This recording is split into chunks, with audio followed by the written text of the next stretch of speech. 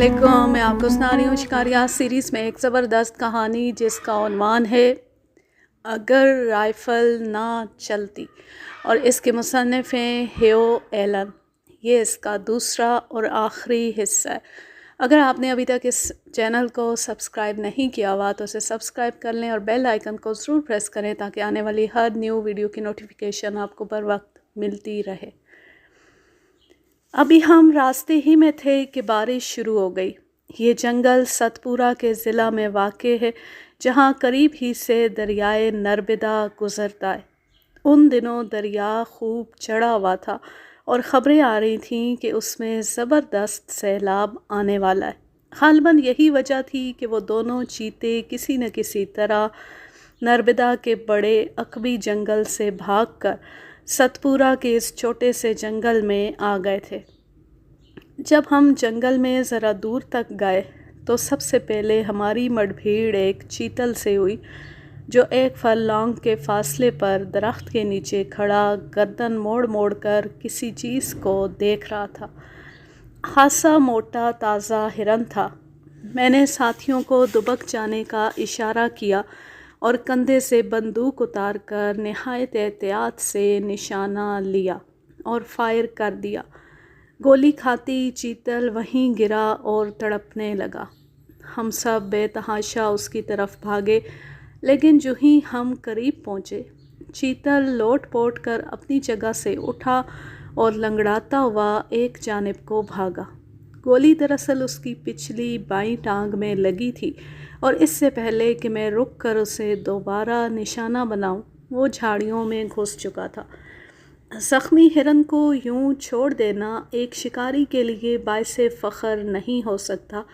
मैं उधर भागा जिधर हिरन गया था, और उस वक्त ऐसा जोशो खरोश मुझ पर तारी था कि मैं आदमखोर चीते और सिखों की अधखाई लाश यकसर फरामोश कर चुका था। हिरन की टांग से रिश्ता हुआ खून उसका सुराख लगाने के लिए काफ़ी था।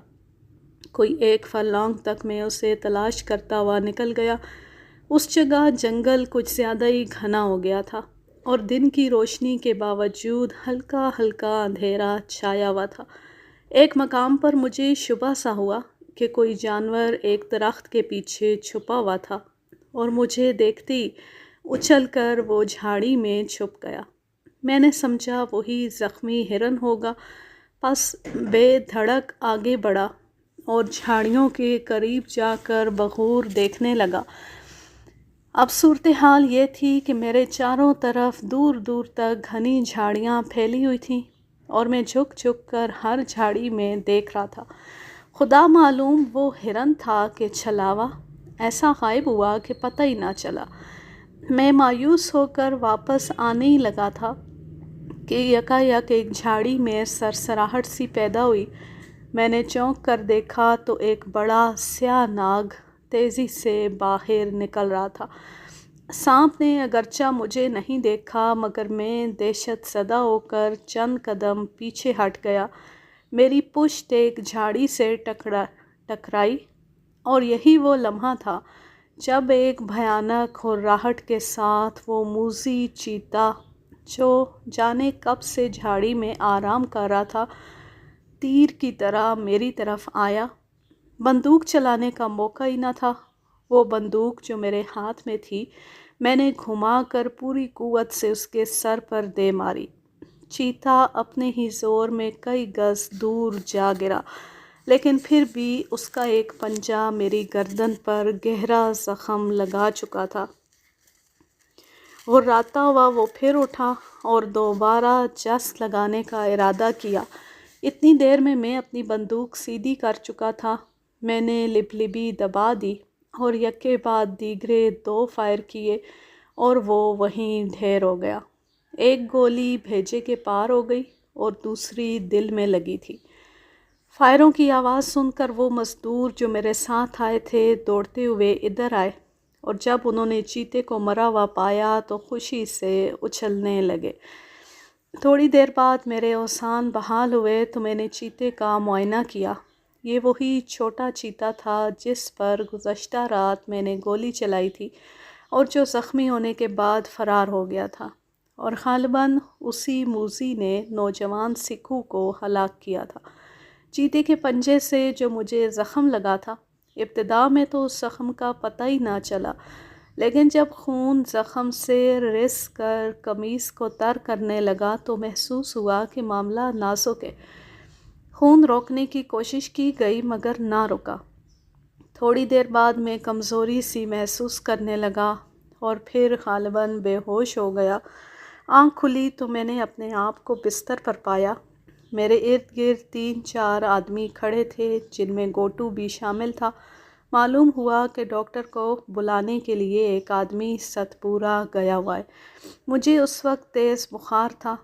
دن بھر یہی کیفیت رہی اور میں غنودگی کے عالم میں ہذیان بکتا رہا۔ کوئی جھٹپٹے کے وقت ڈاکٹر صاحب تشریف لائے اور انہوں نے زخم دیکھ کر نہایت تشویش کا اظہار کیا۔ کہنے لگے، اگر جلدی علاج نہ کیا گیا تو اندیشہ ہے کہ زہر سارے جسم میں پھیل جائے گا۔ آپ کو ناگپور کے اسپتال میں فوراً چلے جانا چاہیے۔ وہ رات میں نے نہایت تکلیف میں گزاری۔ گردن کا زخم سوہانے روح بن گیا تھا۔ ڈاکٹر نے اگرچہ زخم دھو کر پٹی باندھ دی تھی اور خون بہنا بند ہو گیا تھا، لیکن زخم میں کھجلی اس قدر شدت سے ہوتی تھی کہ جی چاہتا تھا گردن الگ کر دوں۔ انجیکشن سے تھوڑی دیر تک فائدہ رہا، لیکن پھر وہی کھجلی شروع ہو گئی۔ ساری رات تڑپتا رہا۔ صبح کے وقت کچھ غنودگی سی طاری ہوئی کہ میرا ملازم پھر ایک وحشت ناک خبر لے کر آیا۔ خبر یہ تھی کہ رات چیتے نے پھر ایک مزدور کو ہلاک کر دیا اور اسے گھسیٹ کر وہیں لے گیا جہاں سکھو کی لاش پڑی تھی، اور یہ کہ سارے مزدوروں نے کام کرنے سے انکار کر دیا ہے اور اپنے اپنے جھونپڑوں میں جا کر بیٹھ گئے۔ تھوڑی دیر بعد ٹھیکیدار رونی صورت بنائے میرے پاس آیا۔ وہ سخت پریشان تھا کہ کیا کرے۔ اس کے ٹھیکے کی مدت پوری ہو رہی تھی اور کام ابھی باقی تھا۔ اسے ڈر تھا کہ کام اگر نہ ہوا تو اس کا زرِ ضمانت ضبط ہو جائے گا۔ میری حالت دیکھ کر اسے کچھ کہنے کا حوصلہ نہ ہوا، ورنہ میں جانتا تھا کہ وہ میرے پاس کس لیے آیا ہے۔ بہرحال میں نے اس سے وعدہ کیا کہ اگر ناگپور سے زندہ واپس آ گیا اور یہ چیتا بھی یہاں رہا تو اس سے 2 ہاتھ ضرور کروں گا۔ ناگپور اسپتال میں 1 مہینے تک رہا۔ زخم تو اچھا ہو گیا، لیکن اینٹھن اتنی تھی کہ میں آسانی سے گردن نہ موڑ سکتا تھا۔ اس دوران میں اس چیتے کی ہلاکت خیزی اور ظلم و ستم کی خبریں مسلسل میرے پاس پہنچتی رہیں۔ وہ اس عرصے میں 30 انسانوں کو لقمہ بنا چکا تھا اور اس کی جرأت یہاں تک بڑھ گئی تھی کہ دن دہاڑے بستی میں گھس آتا اور کچے مکانوں کے اندر سے عورتوں یا بچوں کو اٹھا کر لے جاتا۔ 50 مربع میل کے اس وسیع و عریض علاقے میں، جہاں آس پاس بہت سے گاؤں تھے، اس ایک چیتے نے اتنی زبردست دہشت پھیلا رکھی تھی کہ لوگ جہاں جاتے ٹولیوں کی صورت میں جاتے اور سرِ شام ہی اپنے گھروں کے دروازے مضبوطی سے بند کر لیتے۔ بعد میں نے سنا کہ لوگوں کے واویلے پر حکومت نے ایک پیشہ ور شکاری اس چیتے کو مارنے پر مقرر کیا، مگر دوسرے ہی دن اس کی لاش ایک گڑھے میں پائی گئی۔ چیتے نے اس بد نصیب کے چیتھڑے تک اڑا دیے تھے۔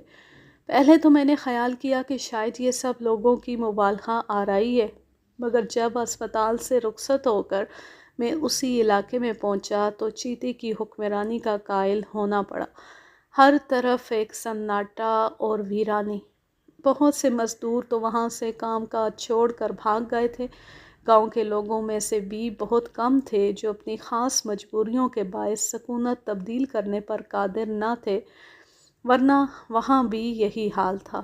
یہاں سے 18 میل دور ایک گاؤں موہن پورہ ہے، جہاں میرے آنے سے 2 روز قبل چیتے نے ایک بوڑھی عورت کو ہلاک کیا۔ وہ ایک ندی پر اپنی گائے کو پانی پلانے لے جا رہی تھی کہ راہ میں خونخوار چیتے کا سامنا ہو گیا۔ چیتے نے گائے کو تو کچھ نہ کہا، ایک ہی 2 ہتھڑ مار کر بڑھیا کو ہلاک کر دیا اور لاش منہ میں دبا کر گھسیٹتا ہوا دور جنگل میں لے گیا۔ تھوڑا بہت گوشت کھایا اور بقیہ حصہ وہیں چھوڑ کر کسی جھاڑی میں گھس کر سو گیا۔ جب بڑھیا اور گائے دیر تک گھر نہ پہنچی تو اس کے رشتہ داروں کو تشویش ہوئی۔ وہ تلاش کرنے لگے تو گائے انہیں مل گئی اور قریب ہی تازہ خون کے دھبے اور چیتے کے پنجوں کے نشانات پائے گئے۔ ان لوگوں کی آمد کی خبر چیتے کو بھی ہوئی۔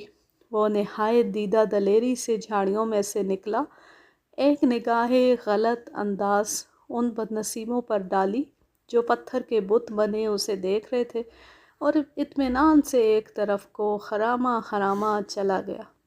میں سیدھا موہن پورہ سے پہنچا، وہاں کے لوگوں نے جب یہ سنا کہ میں چیتے کو مارنے آیا ہوں تو وہ اس طرح میرے ہاتھ پیر چومنے لگے جیسے میں کوئی آسمانی دیوتا ہوں۔ اس روز بھی لوگوں نے چیتے کو بستی کے گرد و نواح میں گھومتے ہوئے دیکھا تھا۔ میں نے فیصلہ کیا کہ آج ہی اس درندے سے مڈ بھیڑ ہو جائے تو اچھا ہے۔ مجھے یقین تھا کہ چیتے کو اگر آج شکار نہ ملا تو وہ ضرور بستی کے اندر آئے گا۔ چنانچہ سر شام ہی بستی کا ہر شخص اپنے گھر میں گھس گیا۔ کھڑکیاں اور دروازے نہایت احتیاط سے بند کیے گئے۔ میرے پاس 303 کی رائفل تھی، کیونکہ معمولی بندوق سے کام چلتا دکھائی نہ دیتا تھا۔ سورج غروب ہوتے ہوتے پوری بستی پر ایک ہو کا عالم طاری ہو گیا۔ قبرستان کی مانند ایک ہیبت ناک سناٹا جس میں کوئی آواز کسی طرف سے نہ آتی تھی۔ رائفل کی نال پر لمبی طاقتور ٹارچ میں نے پہلے ہی فٹ کر لی تھی تاکہ ضرورت پڑنے پر کام آئے۔ اس کے بعد میں نے بستی کی گلیوں میں گشت شروع کر دی۔ بستی کیا تھی؟ جنگل کے سرے پر 100-150 کچے مکانوں کا ایک محلہ سا تھا۔ کہیں کہیں بانس کی کھپریلیں اور جھونپڑے بھی بنے ہوئے تھے جن میں بستی کے کمین لوگ رہتے تھے۔ یہ جھونپڑے بستی کے سب سے آخر میں تھے اور جنگل کے ابتدائی سرے پر۔ گویا جنگل سے گزرنے والا کوئی بھی شخص بستی میں آنا چاہتا تو اسے پہلے ان جھونپڑوں کو عبور کرنا پڑتا۔ میں نے جھونپڑوں میں جھانک کر دیکھا، سب کے سب خالی پڑے تھے۔ غالباً ان کے مکین چیتے کے ڈر سے کہیں اور بھاگ گئے تھے۔ دفعتاً میری نگاہ ایک جھونپڑے کی شمالی دیوار کے ساتھ زمین پر پڑی تو وہاں چیتے کے پنجوں کے نشان دکھائی دیے۔ بارش کے باعث یہاں ہر طرف گہری کیچڑ اور دلدل پھیلی ہوئی تھی، جس میں چیتے کے پنجوں کے یہ نشانات بہت واضح تھے۔ اس سے ظاہر ہوتا تھا کہ وہ ابھی تھوڑی دیر پہلے اس جگہ سے گزرا ہے اور اب بھی آس پاس کہیں چھپا ہوا میری حرکات دیکھ رہا ہوگا۔ یہ خیال مجھے بدحواس کر دینے کے لیے کافی تھا۔ چیتے کی مکاری سے کچھ بعید نہ تھا کہ وہ اچانک مجھ پر حملہ کر دیتا۔ مجھے خوب اندازہ تھا کہ جو درندہ اب تک 30-32 انسانوں کو ہلاک کر چکا ہے وہ کس قدر نڈر اور عیار ہو چکا ہوگا۔ میں فوراً وہاں سے پلٹا اور گاؤں کے اندرونی حصے کی طرف آ گیا۔ مجھے یقین تھا کہ چیتا ضرور میرا تعاقب کرے گا اور وہ صرف زیادہ اندھیرا ہونے کا انتظار کر رہا ہے۔ میں اب ایسی جگہ تلاش کرنا چاہتا تھا جو ہر طرف سے محفوظ ہو اور جہاں چیتا آسانی سے نہ آ سکے اور میں اس کی نقل و حرکت سے خبردار رہ سکوں۔ بانس کے جھونپڑوں اور کھلی کھپریلوں پر اعتماد نہیں کیا جا سکتا تھا، کیونکہ میں دیکھ چکا تھا کہ طاقتور چیتے نے کس طرح درمیان میں سے دیوار توڑ کر ایک مزدور کو ہلاک کیا تھا۔ مجھے تو ایسی جگہ درکار تھی جو جنگل کے قریب ہو اور چیتا ادھر سے لازمی گزرے۔ آخر ایک کچا مکان ایسا مل ہی گیا جس کی سپاٹ چھت زمین سے کوئی 12 فٹ اونچی تھی اور یہاں سے ٹارچ کی روشنی میں جنگل کا سارا منظر نظر آ سکتا تھا۔ اب بستی پر اندھیرے نے اتنا غلبہ کر لیا تھا کہ آس پاس کی چیزیں صاف دکھائی نہ دیتی تھیں۔ میں نے ایک مرتبہ ٹارچ روشن کر کے گرد و پیش کا اچھی طرح جائزہ لیا کہ چیتا کسی طرف سے دبے پاؤں تو نہیں آ سکتا، اور جب اطمینان ہو گیا تو میں نے وہیں چھت پر ڈیرے ڈال دیے۔ پہلے ہی میں کیل کانٹے سے لیس ہو کر آیا تھا۔ تھرموس بوتل میں گرم گرم قہوہ، سگار کا ڈبہ، نیند کو دور رکھنے والی گولیاں اور میری وفادار رائفل، یہ سب چیزیں میرے پاس موجود تھیں۔ جنگل میں ہر طرف سناٹا تھا، کسی چرند پرند کی آواز سننے میں نہ آتی تھی، البتہ بے شمار جگنو جنگل میں پتنگوں کی طرح اڑ رہے تھے۔ میں نے گھڑی دیکھی، 7:30 بجے تھے، لیکن ماحول ایسا تھا جیسے آدھی رات کے بعد کا وقت ہو۔ بستی کے اندر سے البتہ کبھی کبھی کسی آوارہ کتے کے بھونکنے کی آواز یا چھوٹے بچوں کے چلانے اور رونے کی آوازیں آ جاتی تھیں۔ چیتے کو اپنی طرف بلانے کے لیے ضروری تھا کہ میں کوئی ایسی حرکت کروں جس سے اسے میری موجودگی کا علم ہو جائے۔ میں نے اونچی آواز میں گانا شروع کر دیا۔ تھا تو یہ پاگل پن، مگر اس کے سوا اور کوئی راستہ نہیں تھا۔ مجھے معلوم تھا کہ نڈر درندہ ضرور اس آواز پر یہاں آئے گا۔ آدھے گھنٹے تک میں اسی طرح گاتا رہا، لیکن چیتے کا دور دور تک پتہ نہ تھا۔ البتہ میری آواز سن کر بستی کے چھپے ہوئے آوارہ کتے بے دھڑک باہر نکل آئے اور انہوں نے آپس میں بھونکنے کا مقابلہ شروع کر دیا۔ میں نے اتنی دیر میں قہوے کی ایک پیالی پی اور سگار سلگھا کر تازہ دم ہو گیا۔ کتے بدستور بھونک رہے تھے، لیکن تھکے تھکے سے۔ میں نے دوبارہ گھڑی دیکھی، 8:30 بج رہے تھے۔ خدا ہی بہتر جانتا ہے کتنی دیر اور اس طرح انتظار کرنا پڑے گا۔ میں نے سوچا ایسا نہ ہو کہ میں یہاں بیٹھا رہوں اور چیتا کسی اور طرف نکل جائے، اس کی توجہ ادھر ہی مبذول رہنی چاہیے۔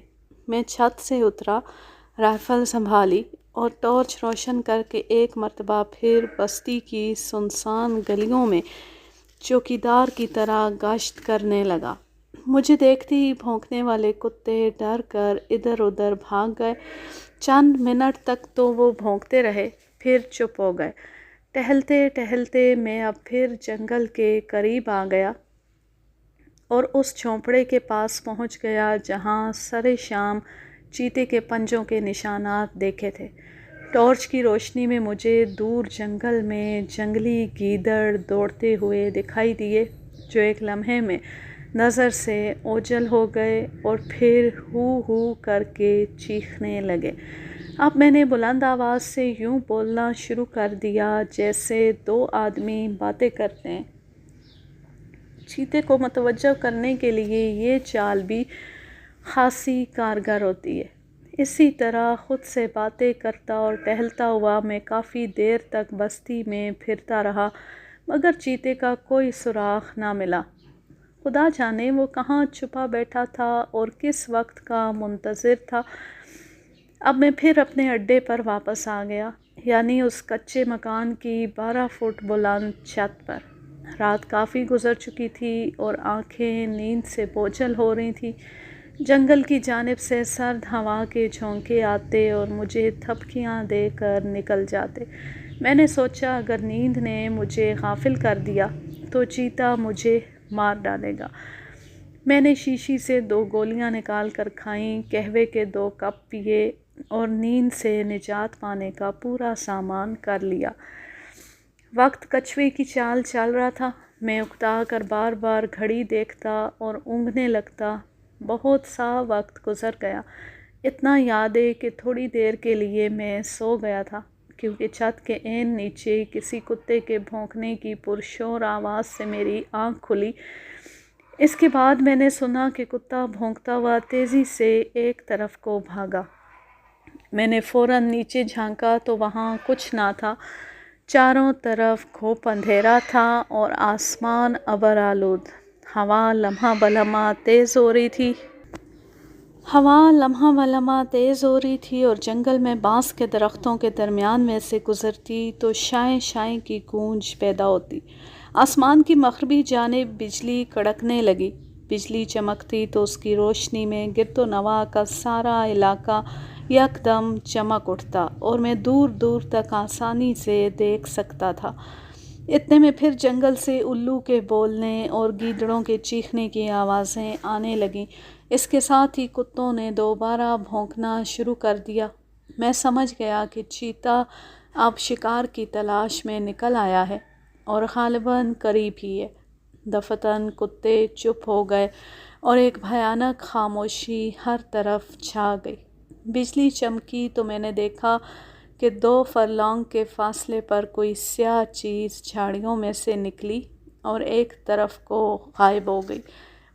میں نے فوراً اپنے پرانے دشمن کو پہچان لیا۔ میں نے گھڑی دیکھی، 2 بج رہے تھے۔ چیتے کو دیکھ کر نیند غائب ہو گئی تھی اور میرے اعصاب پوری طرح بیدار اور چست ہو گئے تھے۔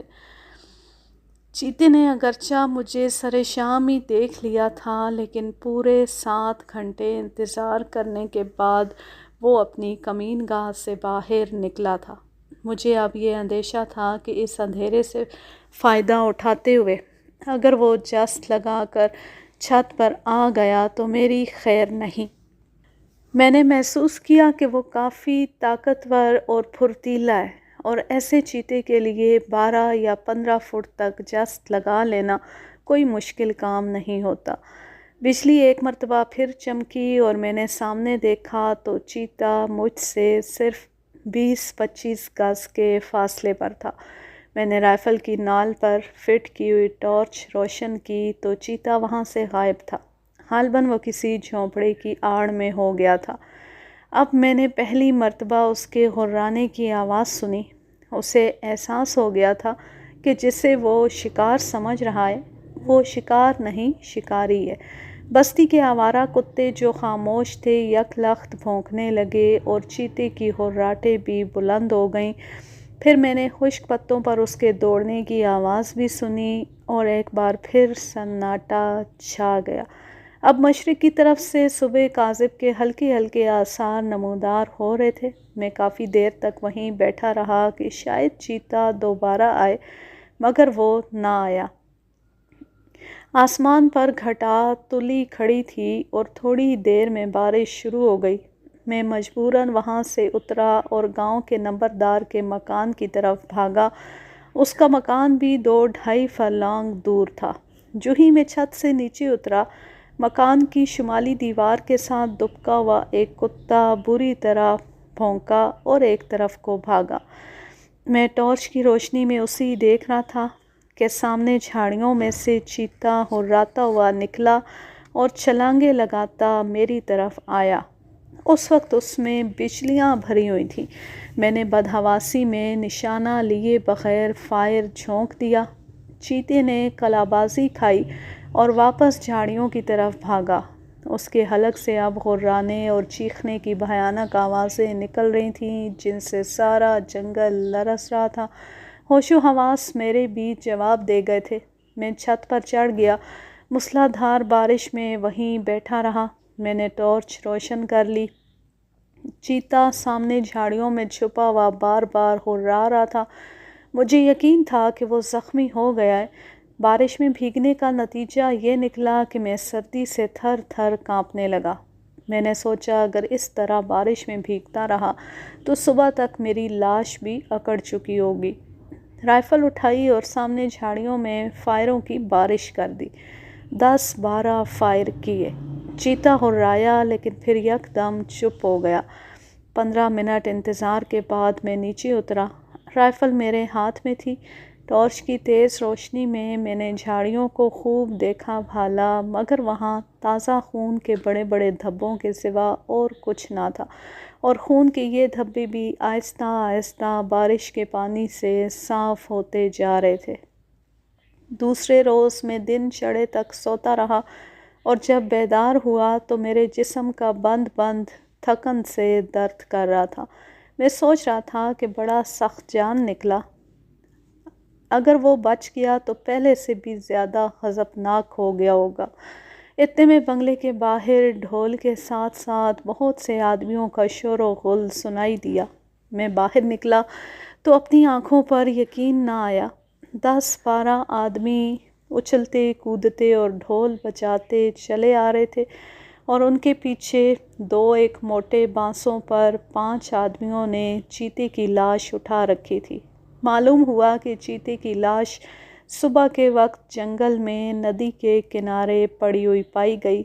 اس کے پیٹ میں 2 گولیاں اور کندھے پر 1 گولی لگی تھی، اور اس طرح ستپورہ کا آدم خور چیتا جس نے 32 جانوں کو ہلاک کیا تھا اپنے انجام کو پہنچا۔